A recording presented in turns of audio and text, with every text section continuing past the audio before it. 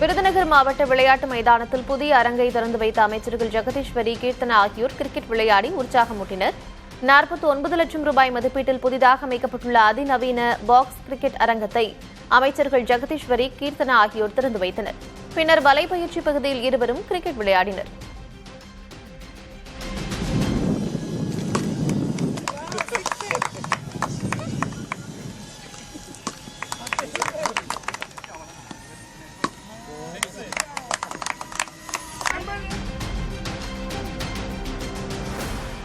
சேலம் மாவட்டம் ஓமலூர் கரையாவூர் பகுதியில் டாஸ்மாக் கடையை சுற்றியுள்ள சாலையோர கடைகளில் சட்டவிரோதமாக மது விற்பனை நடைபெறுவதாக குற்றச்சாட்டு எழுந்துள்ளது. டாஸ்மாக் மூடப்பட்டிருக்கும் நேரங்களிலும் மது விற்கப்படுவதால் அந்த பகுதியை பெண்களுக்கு அச்சுறுத்தலாக மாறியுள்ளது. இதுகுறித்து பலமுறை புகார் அளித்தும் போலீசார் நடவடிக்கை எடுக்கவில்லை என்று தெரிவிக்கும் மக்கள் சட்டவிரோத மதுக்கடைகளை உடனடியாக அகற்ற கோரிக்கை விடுத்துள்ளனர்.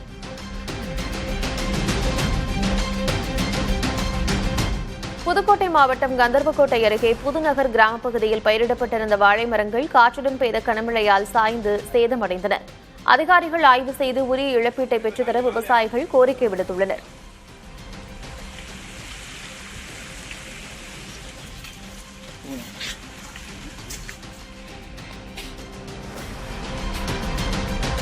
புதுக்கோட்டை மாவட்டம் துவார்த் கிராமத்தில் பொதுமக்களின் தொடர் போராட்ட எதிரொலியாக அங்கு செயல்பட்டு வந்த அரசு மதுபான கடை மூடப்பட்டது. பள்ளி மாணவிகள் மற்றும் பொதுமக்களுக்கு இடையூறாக இருந்த இந்த கடையை மூடக்கோரி முள் மரங்களை சாலையில் போட்டு போராட்டம் நடத்தப்பட்டது. அதிகாரிகளின் உத்தரவாதப்படி இன்று கடை திறக்கப்படாததும் வேறு இடத்திற்கு மாற்றவும் நடவடிக்கை எடுக்கப்பட்டுள்ளது. இதற்கு அந்த பகுதி மக்கள் வரவேற்பு தெரிவித்துள்ளனர்.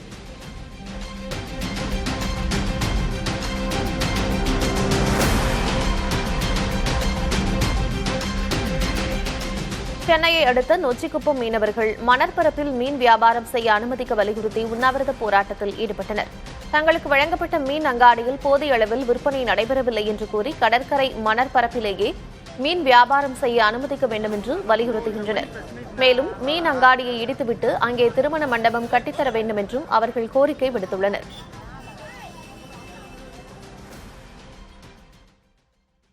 எங்களுக்கு மீன் market, fish market new market நீங்க கட்டி கொடுத்துருக்காங்க. அதுக்குள்ள போய் அங்க வியாபாரம் பண்ணிட்டு இருந்தோம். அங்க நாங்க நிறைய நோயில அடிபட்டுட்டோம். எங்களுக்கு வாழ்வாதாரம் அழிஞ்ச மாதிரி தோணிடுச்சு. எங்க வாழ்வாதாரம் அங்க அழியுதுன்றதுனால எங்களுக்கு மறுபடியும் இந்த கரையோர பகுதியிலேயே எங்களுக்கு புதுப்பிச்சு கொடுக்குமாறு மிக தாழ்மையோடு கேட்டுக்கிறோம். அந்த பூர்வீகமா நாங்க இங்க போட்டு நாங்க நல்லா பொழைச்சோம். எங்களுக்கு அந்த மீன் மார்க்கெட்டை கட்டி கொடுத்து எவ்வளவோ அழிஞ்சிட்டோம். நாங்க அது எங்களுக்கு உடம்பு சரியில்லாம போயிடுச்சு. வழிக்கு உழுவுற மாதிரி இருக்குது. அங்க எங்க ஊர்ல சத்திரமே கிடையாது. நாங்க இன்னொரு ஊருக்கு போய் அந்த சத்திரத்தை பிடிக்கிறதா. எங்க ஊருக்கு அந்த கடையை சத்திரம் கட்டி. சிவகாசி அருகே செங்கமலப்பட்டியில் நிகழ்ந்த பட்டாசு வெடி விபத்தில் உயிரிழந்தவர்களின் குடும்பத்தினருக்கு அரசின் நிவாரணத் தொகை வழங்கப்பட்டது. விருதுநகர் ஆட்சியர் அலுவலகத்தில் நடைபெற்ற நிகழ்ச்சியில் அரசின் முதற்கட்ட நிவாரணத் தொகை 4 லட்சம் ரூபாயை உயிரிழந்தோர் குடும்பத்தினரிடம் அமைச்சர்கள் கீர்த்தனா, ஜெகதீஸ்வரி ஆகியோர் வழங்கினர். செங்கமலப்பட்டியில் சட்டவிரோதமாக பட்டாசுகள் தயாரித்த போது ஏற்பட்ட வெடி விபத்தில் 5 பேர் உயிரிழந்தனர்.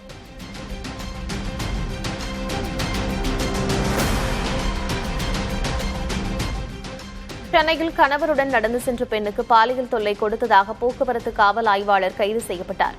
ராணிப்பேட்டையைச் சேர்ந்த ஆய்வாளர் மணிமாறன் என்பவர் சென்னையில் உள்ள தனது வீட்டிற்கு சென்றுள்ளார். அப்போது மது அருந்துவிட்டு இருசக்கர வாகனத்தில் சென்றபோது பெண்ணுக்கு பாலியல் தொல்லை கொடுத்ததாக கூறப்படுகிறது. இதுகுறித்து பெண் அளித்த புகாரின் அடிப்படையில் மணிமாறன் கைது செய்யப்பட்டார்.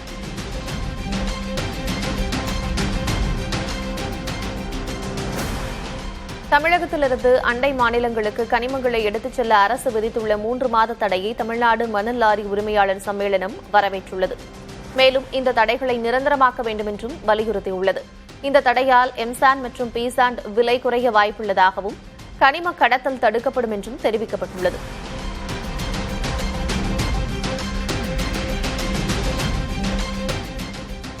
புதுக்கோட்டை பாலநகரில் குடிநீர் தட்டுப்பாட்டை கண்டித்து காலி குடங்களுடன் மக்கள் போராட்டத்தில் ஈடுபட்டனர். குடிநீர் சரிவர விநியோகிக்கப்படாததால் ஒரு குடம் தண்ணீரை 15 ரூபாய் கொடுத்து விலைக்கு வாங்கி வருவதாக அந்த பகுதி மக்கள் வேதனை தெரிவித்துள்ளனர். உரிய நடவடிக்கை எடுப்பதாக புதுக்கோட்டை திமுக எம்எல்ஏ முத்துராஜா உறுதியளித்ததைத் தொடர்ந்து மக்கள் கலைந்து சென்றனர்.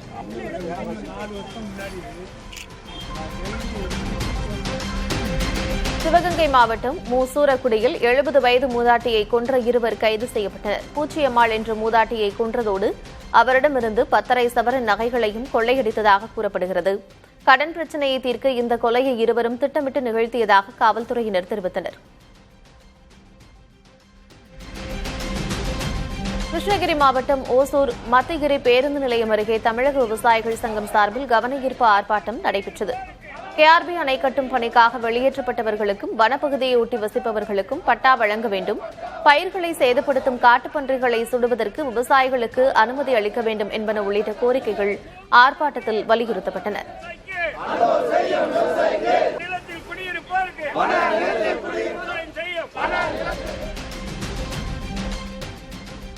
சேலம் மாவட்டம் ஆத்தூர் அருகே மொட்டை அடித்தால் 15,000 ரூபாய் தருவதாக கூறி பெண்களை மோசடி செய்த நபரை காவல்துறையினர் தேடி வருகின்றனர். கொத்தாம்பாடி பகுதியைச் சேர்ந்த பெண்ணிடம் செல்போனில் பேசிய நபர் வட்டாட்சியர் அலுவலகத்திலிருந்து தாம் பேசுவதாகவும், கொரோனா பரவி வரும் நிலையில் அதனை தடுக்க மொட்டையடித்துக் கொள்ளுங்கள் எனவும் கூறியுள்ளார். மொட்டையடித்தால் ஆண்களுக்கு 6,000 ரூபாயும் பெண்களுக்கு 15,000 ரூபாயும் ஊக்கத்தொகையாக வழங்கப்படும் என்றும் அந்த நபர் கூறியதாக சொல்லப்படுகிறது. மேலும் பெண்கள் சிலர் மொட்டை அடித்தது போன்ற படங்களையும் வாட்ஸ்அப்பில் அனுப்பியுள்ளனர். இதனை நம்பி 20 பேர் மொட்டை அடிக்க தயாரான நிலையில் 3 பெண்கள் மொட்டை போட்டுள்ளனர். பின்னர் அந்த நபரை தொடர்பு கொண்ட போது செல்போன் சுவிட்ச் ஆஃப் செய்யப்பட்டிருந்த நிலையில் தாங்கள் ஏமாறியதை உணர்ந்தனர். ஆம்பளையால் அடித்தா 6,000, பெண்ணால் அடித்தா 15,000ங்க கொடுக்குறது. நீங்கள் கண்டிப்பாக நம்புங்க, நாங்கள் தவறு கிட்டே வந்துட்டோம், நீங்கள் மொட்டை அடிங்கன்னு சொல்லி உட்கார வச்சு அடித்தது. அவங்க வரவே இல்லை. அப்புறம் எப்படி எல்லாம் தெரிஞ்சது உங்களுக்கு? தெரிஞ்சு அவங்க போன சுவிட்ச் ஆஃப்ல வச்சுக்கிட்டாங்க. ஓட்ட எடுத்து இல்லை பாப்பா சார், அதனால சுவிட்ச் ஆஃப்ல வச்சுக்கிட்டாங்க. நீலகிரி மாவட்டம் கூடலூர் அருகே உள்ள பாடந்துறை பகுதியில் காட்டு யானைகளின் நடமாட்டம் தொடர்ந்து அதிகரித்து வருகிறது. இரவு ஊருக்குள் நுழைந்த யானை ஒன்று சாலையில் நடந்து சென்றவர்களை ஆக்ரோஷமாக விரட்டியது. இந்த காட்சிகள் தற்போது வெளியாகி அந்த பகுதி மக்களிடையே பெரும் அச்சத்தை ஏற்படுத்தியுள்ளது.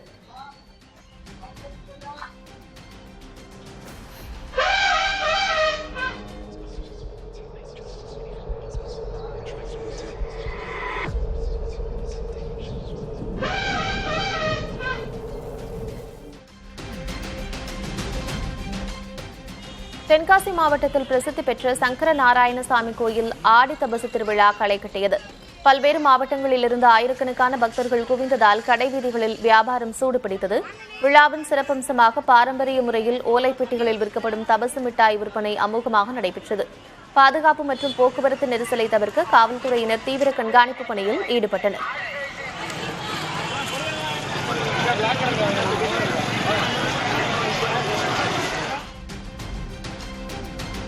கன்னியாகுமரி மாவட்டம் தாழக்குடி ஔவையாரம்மன் கோயிலில் விதவிதமான கொழுக்கட்டை படையலிடப்பட்டது. ஆடி 2ஆம் செவ்வாய்க்கிழமையை முன்னிட்டு தமிழகம் மற்றும் கேரளாவிலிருந்து வந்த நூற்றுக்கணக்கான பெண்கள் பச்சரிசி மற்றும் சர்க்கரை கொண்டு கொழுக்கட்டை தயாரித்து அம்மனை தரிசித்தனர்.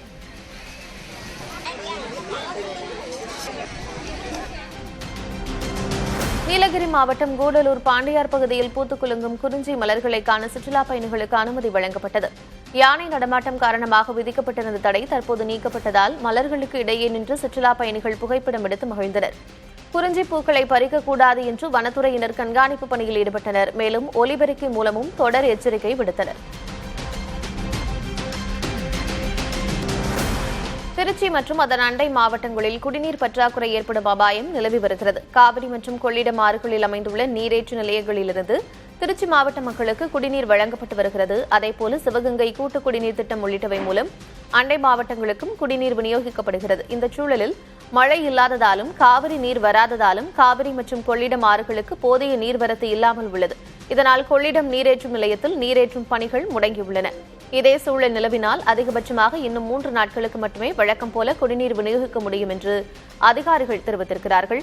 அதன் பிறகு ஒரு நாள் விட்டு ஒரு நாள் குடிநீர் விநியோகம் செய்யப்படும் நிலை ஏற்படலாம் எனவும் தெரிவித்துள்ளனர். பயிர்க்கடனை தள்ளுபடி செய்ய வேண்டும் என்று விவசாய சங்க தலைவர் ஐயாக்கனு உள்ளிட்டோர் அமைச்சர்களை சந்தித்து வலியுறுத்தியுள்ளனர். பின்னர் பேட்டியளித்த அவர்கள் காவிரி நீர் வராத நிலையில் விவசாயிகளால் கடனை செலுத்த முடியாது என்று தெரிவித்தனர். முதல்வரை சந்திக்க நேரம் கேட்டிருப்பதாகவும் நேரம் ஒதுக்கப்படாவிட்டால் தலைமைச் செயலகம் முன்பு போராட்டத்தில் ஈடுபடுவோம் எனவும் தெரிவித்தனர். விவசாயி வாங்கிய கடனை எப்படி அடைக்க முடியும்? எங்களால் கடனை அடைக்க முடியாது, எங்களுக்கு புது கடன் கொடுங்கள் என்று இன்று வேளாண்மை துறை மந்திரியை பார்த்து பேசணும், கோஆபரேட்டிவ் மந்திரியை பார்த்து பேசணும். அது இல்லாமல் முதலமைச்சர்கிட்ட எங்கள் மனுவை கொடுத்து விளையாட்டுத்துறை மந்திரி கிட்ட கொடுத்து இப்ப கொடுத்து 3ஆம் தேதிக்குள்ள எங்களை அப்பாயின்மெண்ட் வாங்கி தரேன் இருக்காரு. நீங்கள் இன்றைக்கு போராட்டம் நடத்த வேண்டாம், சென்று விடுங்கள் என்று கூறியிருக்கிறார்கள். அதை ஏற்று, ஏன்னா நேற்றிலிருந்து உட்கார்ந்துருக்கோம், இங்க காவல்துறை எங்களை கைது கொண்டு மண்டபத்தில் வச்சு இப்ப வந்திருக்கோம். நாங்க போராட்டம் இப்ப போறோம். 3ஆம் தேதி திருப்பி முதலமைச்சரை பார்த்து விவசாயியுடைய அனைத்து கடன் தள்ளுபடி செய்ய வேண்டும் என்று கேட்கிறோம். இப்ப எங்களுக்கு கிடைக்கலன்னா வேற இங்கேயே நிரந்தரமா உட்காந்துருவோம், போறதுக்கு வழியே இல்லை. தமிழ்நாட்டில் நடப்பு கல்வியாண்டிற்கான MBBS மற்றும் BDS மருத்துவ படிப்புகளுக்கு மொத்தம் 72,627 பேர் விண்ணப்பித்துள்ளனர். நீட் தேர்வில் தேர்ச்சி பெற்றவர்களின் எண்ணிக்கையை விட விண்ணப்பித்தோர் எண்ணிக்கை அதிகரித்திருக்கிறது. வெளிமாநில தமிழர்கள் மற்றும் சுயநிதி பிரிவுக்கான விண்ணப்பங்களே இதற்கு காரணம் என்று மருத்துவ கல்வி இயக்ககம் தெரிவித்துள்ளது.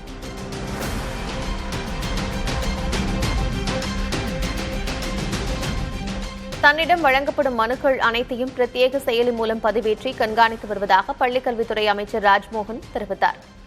சென்னை அண்ணா நூற்றாண்டு நூலகத்தில் ஆசிரியர்கள் சங்கங்கள், அலுவலக பணியாளர்கள் சங்கங்களுடன் நடைபெற்ற ஆலோசனைக் கூட்டத்தில் பேசிய அமைச்சர், ஒவ்வொரு மனுவின் முக்கியத்துவத்தை உணர்ந்து தரம் பிரித்து அதன் அடிப்படையில் நடவடிக்கை எடுத்து வருவதாக குறிப்பிட்டார்.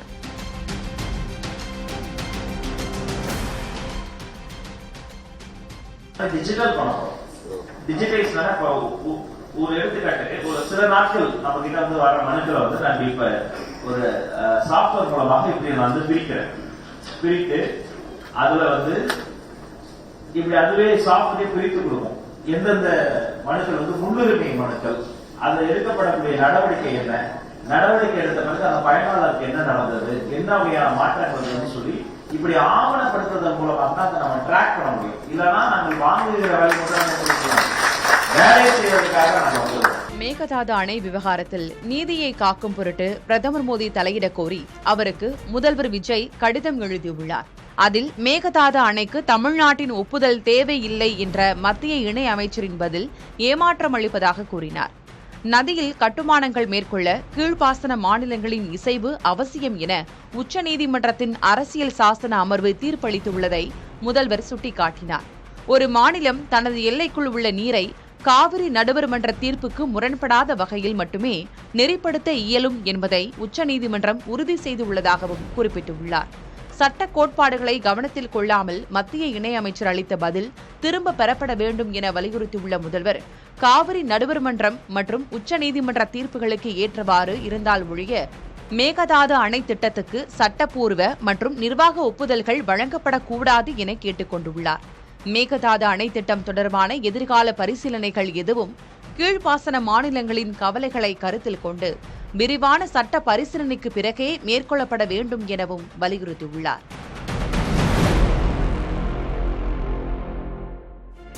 மேகதாது அணை விவகாரத்தில் தமிழ்நாட்டின் அனுமதி தேவையில்லை என்ற ஒன்றிய இணை அமைச்சரின் பதில் மாநில உரிமையை கேள்விக்குறியாக்கியுள்ளதாக எதிர்க்கட்சித் தலைவர் உதயநிதி ஸ்டாலின் விமர்சித்துள்ளார். ஆட்சியை காப்பாற்றிக் கொள்ள மத்திய அரசையும் காங்கிரஸையும் பகைத்துக் கொள்ளாமல் முதலமைச்சர் விஜய் தமிழ்நாட்டின் உரிமையை அடக்கு வைத்துள்ளார் என்றும் அவர் சாடினார். இனியும் காலம் தாழ்த்தினால் விவசாயிகளின் வாழ்வாதாரம் பறிபோகும் என்றும் மேகதாது அணை கட்டுமானத்தை முறியடிக்க அரசு உடனடியாக நடவடிக்கை எடுக்க வேண்டும் எனவும் அவர் வலியுறுத்தினார். காவிரி நீரை தமிழ்நாட்டிற்கு வழங்காமல் இருக்க கர்நாடக அரசுடன் சேர்ந்து மத்திய அரசும் பெரும் சதி செய்வதாக பாமக தலைவர் அன்புமணி ராமதாஸ் குற்றம் சாட்டியுள்ளார். இது தொடர்பாக அவர் வெளியிட்டுள்ள அறிக்கையில், கர்நாடக அரசுக்கு ஆதரவான மத்திய நீர்வளத்துறை அமைச்சகத்தின் நிலைப்பாடு கண்டிக்கத்தக்கது என்றும் தமிழக அரசு கூடுதல் எச்சரிக்கையுடன் செயல்பட வேண்டும் என்றும் கூறியுள்ளார். அடுத்த கட்ட நடவடிக்கை குறித்து விவாதிக்க அனைத்துக் கட்சிக் கூட்டத்தை தமிழக அரசு கூட்ட வேண்டும் என்றும் வலியுறுத்தியுள்ளார்.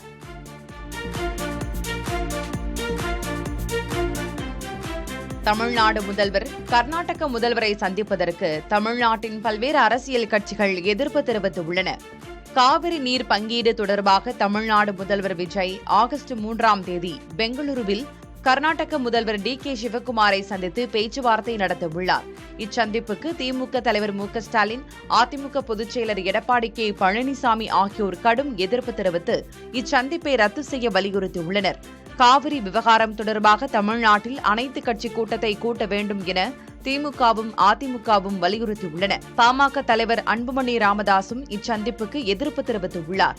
சிவக்குமாரை சந்திப்பதற்கு பதிலாக பிரதமர் மோடியை சந்தித்து காவிரி மற்றும் மேகதாது விவகாரத்தில் நியாயம் பெற வேண்டும் என ஆலோசனை வழங்கியுள்ளார்.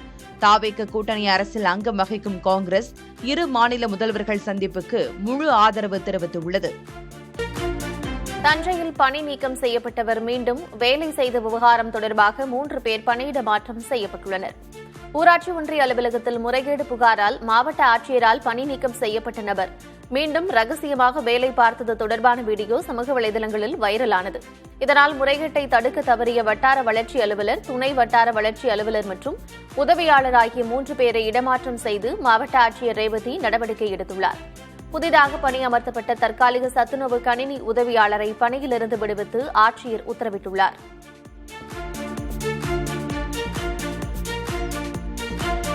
தேனி மாவட்டம் ஆண்டிப்பட்டி அருகே உள்ள குன்னூர் அணைக்கட்டை சீரமைக்க விவசாயிகள் கோரிக்கை விடுத்துள்ளனர். குன்னூர் அணைக்கட்டின் மதகு பகுதியில் உள்ள தடுப்புச் சுவர்கள் மற்றும் தூண்களில் பெரிய அளவில் விரிசல்கள் ஏற்பட்டு சேதமடைந்துள்ளன.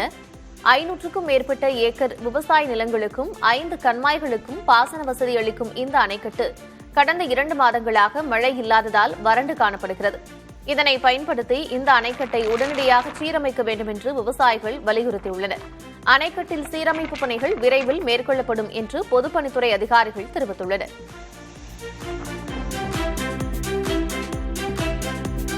கன்னியாகுமரி மாவட்டம் குழித்துறை தாமிரபரணி ஆற்றில் மருத்துவ மற்றும் வணிக கழிவுகள் சுத்திகரிக்கப்படாமல் குடிநீர் எடுக்கும் பகுதியிலேயே நேரடியாக கலப்பது பொதுமக்களிடையே கடும் அதிர்ச்சியை ஏற்படுத்தியுள்ளது. இதனால் குடிநீரில் கழிவுநீர் கலப்பதாக அந்த பகுதியினர் வேதனை தெரிவிக்கின்றனர். பல லட்சம் ரூபாய் மதிப்பில் அமைக்கப்பட்ட கழிவுநீர் சுத்திகரிப்பு திட்டம் மழைக்காலங்களில் முறையாக செயல்படுவதில்லை எனவும் மக்கள் குற்றம் சாட்டுகின்றனர். இதுகுறித்து ஆட்சியரிடம் கேட்டபோது விரைவில் நிரந்தர தீர்வு காணப்பட உள்ளதாக தெரிவித்துள்ளார்.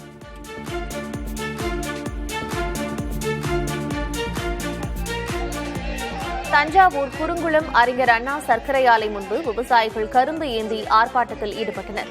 நெல் குவிண்டாலுக்கு 3500, கரும்பு டன்னுக்கு 4500 ரூபாய் ஆதார விலை அறிவிக்க வேண்டும் என்று விவசாயிகள் வலியுறுத்தினர். 2025-26 கரும்பு ஊக்கத்தொகையை அக்டோபரிலேயே வழங்க வேண்டும் என்றும், கூட்டுறவு கடன் தள்ளுபடி மற்றும் காவிரி நீர் உரிமையை உறுதி செய்ய வேண்டும் என்றும் அரசுக்கு விவசாயிகள் கோரிக்கை விடுத்துள்ளனர்.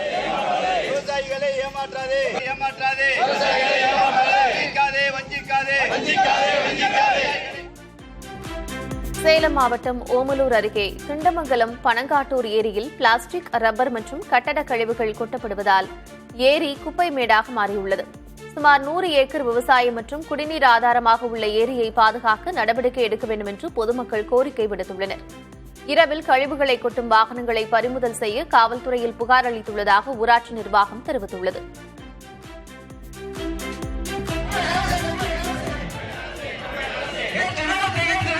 வேதாரண்யம், கிருஷ்ணகிரி மற்றும் குளித்தலை ஆகிய இடங்களில் தமிழ்நாடு அரசு அனைத்து துறை ஓய்வூதியர் சங்கம் சார்பில் கோரிக்கைகளை வலியுறுத்தி கண்டன ஆர்ப்பாட்டம் நடைபெற்றது.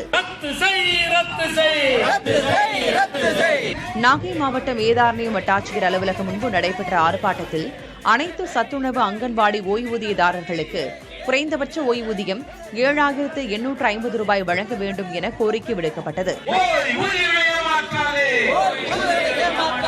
கிருஷ்ணகிரியில் விலையில்லா மருத்துவ சேவையை உறுதிப்படுத்த கோரியும் முழக்கங்கள் எழுப்பப்பட்டன. அதேபோல் கரூர் மாவட்டம் குளித்தலையில் மருத்துவ காப்பீட்டுத் திட்டத்தில் உயர்த்தப்பட்ட 644 ரூபாய் சந்தா தொகையை ரத்து செய்ய கோரியும் வலியுறுத்தப்பட்டது.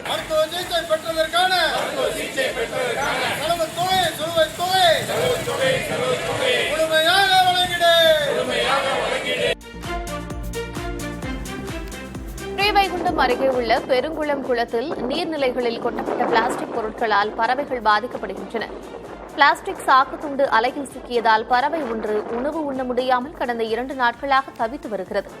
பறவையின் உயிரை காப்பாற்ற முயன்ற இயற்கை ஆர்வலர்களின் முயற்சி தோல்வியடைந்த நிலையில் நீர்நிலைகளில் பிளாஸ்டிக் கழிவுகளை கொட்ட வேண்டாம் என்று கோரிக்கை விடுத்திருக்கிறார்.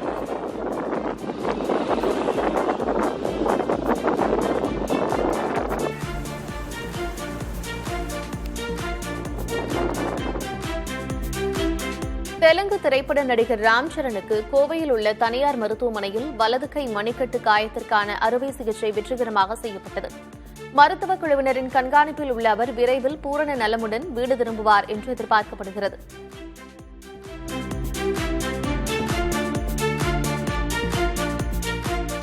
தனக்கு எதிரான தேர்தல் வழக்கை நிராகரிக்க கோரி ஊத்தங்கரை தாவேக்க எம்எல்ஏ இளையராஜா தாக்கல் செய்த மனுவிற்கு பதிலளிக்க வாக்காளர் கீதாவிற்கு சென்னை உயர்நீதிமன்றம் உத்தரவிட்டுள்ளது.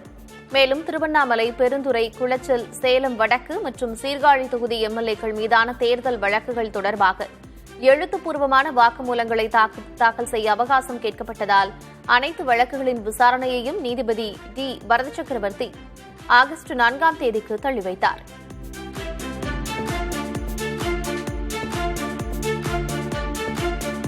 நாற்பத்தி பிறந்தநாளையொட்டி நடிகர் தனுஷ் சென்னை போயஸ் கார்டனில் உள்ள இல்லத்தில் ரசிகர்களை சந்தித்தார்.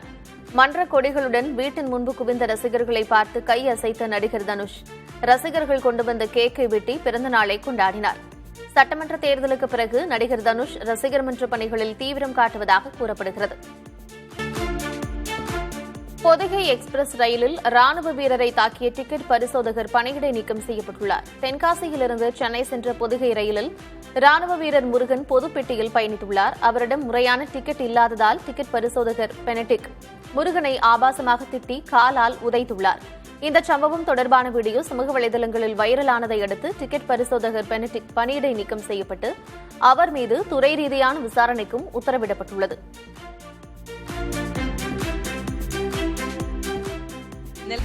டெல்லியில் கடந்த ஜூலை 20ஆம் தேதியன்று மாணவர்கள் நடத்திய நாடாளுமன்றம் நோக்கிய பேரணி போராட்டத்தின் போது கூட்டத்தை கட்டுப்படுத்த கண்ணீர் புகை குண்டுகளுடன் 2 முறை ஆபத்தில்லாத பிளாஸ்டிக் பெல்லட் குண்டுகளை பயன்படுத்தியதாக காவல் நிலைய அதிகாரப்பூர்வ ஆவணம் மூலம் தெரியவந்துள்ளது. காவல் படைகளின் பெல்லட் தாக்குதலால் போராட்டக்காரர்கள் காயமடைந்ததாக எதிர்க்கட்சிகள் குற்றஞ்சாட்டி வரும் நிலையில் இந்த தகவல் வெளியாகியுள்ளது. ஆனால் அமைதி வழியில் போராடியவர்கள் மீது தாக்குதல் நடத்தப்பட்டதாக எழுந்துள்ள குற்றச்சாட்டை டெல்லி காவல்துறை மறுத்துள்ளது. அன்றைய வன்முறையில் பாதுகாப்பு படையினரும் காயமடைந்துள்ளதாகவும் ஆபத்தில்லாத பிளாஸ்டிக் பெல்லட்டுகளை பயன்படுத்தப்பட்டதாகவும் தெரிவிக்கப்பட்டுள்ளது.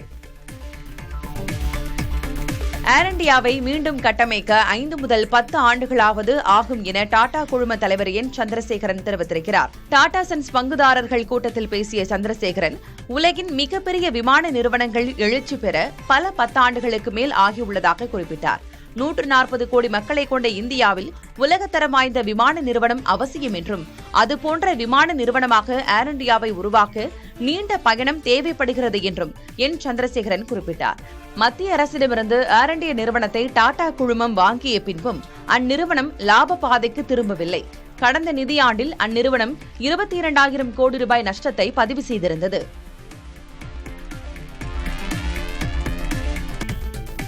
ஜப்பானின் தென்மேற்கு பகுதியில் உள்ள குமாமோட்டோ மாகாணத்தில் சக்தி வாய்ந்த நிலநடுக்கம் ஏற்பட்டுள்ளது. இது ரிக்டர் அளவில் 7.1 பதிவாகியுள்ளது. நிலநடுக்கத்தை அடுத்து 1 மீட்டர் உயரத்திற்கு கடல் அலைகள் எழும்பக்கூடும் என்பதால் சுனாமி எச்சரிக்கை விடுக்கப்பட்டுள்ளது. கியூஷு தீவு பகுதியில் உள்ள கடலோர மக்கள், ஆறுகள் மற்றும் ஏரிகளின் அருகில் வசிப்போர் உடனடியாக பாதுகாப்பான இடங்களுக்கு செல்லுமாறு அதிகாரிகள் அறிவுறுத்தியுள்ளனர். கனடாவின் வின்சர் மற்றும் அமெரிக்காவின் டெட்ராய்ட் நகரங்களை இணைக்கும் கார்டி ஹோவ் சர்வதேச பாலம் போக்குவரத்திற்காக திறக்கப்பட்டது. இரு நாடுகளுக்கும் இடையிலான வர்த்தக பூசல் மற்றும் இறக்குமதி வரி அச்சுறுத்தல்களுக்கு மத்தியில் இந்த பாலம் திறக்கப்பட்டிருக்கிறது. போக்குவரத்து நெரிசலை குறைத்து வர்த்தகத்தை அதிகரிக்கும் என்று எதிர்பார்க்கப்படும் இந்த பாலத்தின் திறப்பு விழாவை அமெரிக்க அதிகாரிகளின் பங்கேற்பின்றி கனடா மட்டுமே எளிமையான முறையில் கொண்டாடியது குறிப்பிடத்தக்கது. நாசா விண்வெளி வீராங்கனை ஜெசிகா மேயர் விண்வெளியிலிருந்து எடுக்கப்பட்ட நைல் நதியின் புகைப்படங்களை தனது எக்ஸ் பக்கத்தில் பகிர்ந்துள்ளார். நைல் நதியின் வளைந்து நெளிந்த பாதையை இந்த புகைப்படங்கள் காட்டுகின்றன.